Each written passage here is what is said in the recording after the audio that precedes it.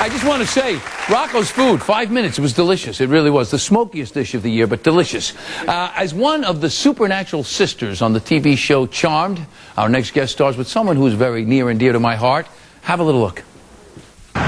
He was not hitting on me. He was too. He was practically drooling on you. Okay, first, I'm married. Secondly, he's a salesman in a woman's shoe store. What are the chances he's not gay? Who cares? Just enjoy. That's our new mantra, right? Still, maybe Paige is right. I don't think this new look is me. I think you look hot.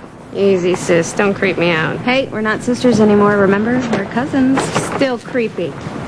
Oh, wow. Please welcome Holly Marie Combs.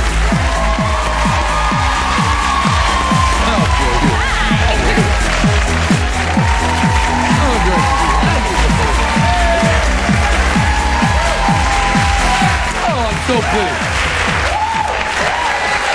Welcome to the show. I'm so pleased to meet you. I really am. Thank you. I've been, you work with Alyssa. I do. And she, and so I watch the show. I try to watch this. I love this. The different image in the glass there. I know. Well, we died last season, so we kind of had to figure our way out of that. We didn't know if the show was coming back this season, so we kind of had a pseudo season finale, show finale. So we kind of had to dig ourselves out of that. What year are we going into? 8. 8 years. How many did you do? 8 years. Yes. Who's the Boss was 8 years. Was it? Yes. Oh, I might beat you. Yes. Well, I think well, by the way, I have to say, just for Alyssa, of course, to have 2 shows that go 8 years is an incredible thing. And she's kind of in need of a vacation, I think. Is she? How is she? How is she? She's doing great. She's actually in Houston at the Astrodome handing out debit cards to people who are in need. She's a terrific kid. Yeah. She's a She works for UNICEF. She works for UNICEF. I mean, she's a very committed young lady. Yeah, it's very important to her to do that kind of stuff with her life. It's important to her happiness. Well, let's talk about you a little bit now. I got a little bit of kale running around in my throat, I think, from the last thing. You guys are busy in here. You all right up there? Everybody okay? A little smoky. So, you have a son. I do. Yeah. Now, I just became a grandfather. I know. Congratulations. Thank you very much. It's the theme of our whole lives. I know. Baby. How old is your son? 16 months. 16 months, yes. And you have a picture. I do. I have a recent picture. He's kind of obsessed with drumsticks lately, so I'm a little nervous. Yeah, because you're going to get drums come with them sometimes. Yeah. There we go. Oh, yeah, look at that. Oh, my goodness. Oh, my goodness. His name is Finley, right? Yes. Is he talking yet? He's starting to, which is kind of dangerous in my house because we quickly have to reform our language because he's very much a mimic. So I was trying to open a child's toy and they pack these things like they're going to Mars or something. So a half an hour later I'm like, argh! And I uttered something that shouldn't be said in front of him and he said it like that. Yeah. And then, of course, I followed that with another bad word that he said like that. And I was like, oh. They do get you like that. They do. Oh, my. He is gorgeous, though. My goodness. A little boy. Yeah. They just love it. Look at that. I'm very excited. Oh, that's great. Oh, that's great. Thank you. So now, let's see. Your big break was Picket Fences. Am I right? And the reason I remember you from that is because I was a fan of Kelly's right away, of David Kelly's. How did you get that part? Well, it wasn't easy, let me tell you. I grew up in New York. I moved here when I was 8. I left when I was 18 for Picket Fences. But, David came to New York looking for actresses, and, I had just got off the subway. I was rushing from appointment to appointment, and I was kind of frazzled, and he was kind of in a bad mood because his dog of, a trillion years had died, so we didn't start out on a great note. And so he looked at me at the end of my audition and said, I don't think you're right for this because, the way I wrote the character, she just has a really big heart. And I looked at him, I said, what are you doing in New York City?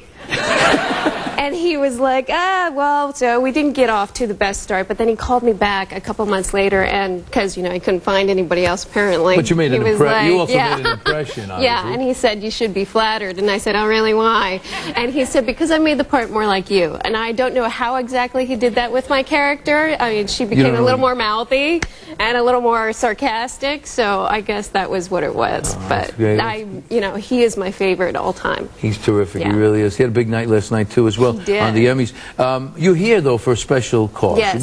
Tell me about it, please. I'm here because I've kind of partnered with Ortho Women's Health, and it's a company that's running a program that I go and basically talk to young women about being in control of their health and being more comfortable with their doctors, specifically their gynecologists, and making the right decisions for their lifestyle and kind of being in control of their own destiny. I have a daughter just went to college, so I've had some coming for her. I've had some conversations with her. I never thought I was going the things I've had to say. I know. And you come from this from a very interesting point of view. Well, Your mom had you very young. Well, it's similar to you because you had children at a young age. My mom was actually 16. My father was 18 when they had me. So we had some rough patches. We had some rocky roads where they were not really equipped to be parents, and it's rough on the kids of teenage my son, I was 19 when my son was born, and I oftentimes say he grew up in spite of me. Yes, my mom says we grew up together, which we kind of did. Speaking of that, here's a picture of them together. As you see, she's awfully cute and blonde, and she...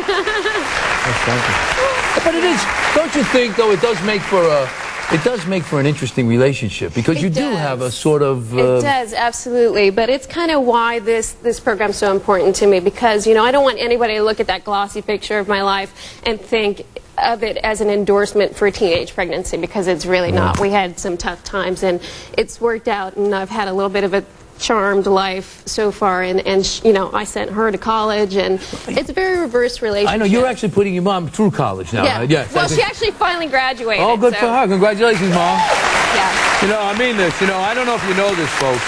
I don't know if you know this, but in this country, 30% of births are out of wedlock. And it goes up from there in different ethnic groups. So you got to really be careful. This is really serious. Yeah. I had a conversation with my daughter. I said, please, I got in trouble in college. Please don't. That's great, because a lot of daddies wouldn't go there. Yeah, so you have to. Great. I think you need to talk about it. Yeah. So listen, Holly, it's so great to meet you. Thank so you. great for you to come here. I wish you all the luck with what is it, Ortho Women's Health, and there's a website that's orthowomenshealth.com. And it'll be on our website, of course, and it's up there on the screen. Hey, listen, Charmed, which is a terrific show. It's on Sunday night, that's right. We didn't get a chance to talk about it. Charmed, a great show. It airs Sunday nights. It starts its 8th year, ladies and gentlemen. It's on 8 p.m. on the WB. Holly Marie, thank you so much. We'll be right back.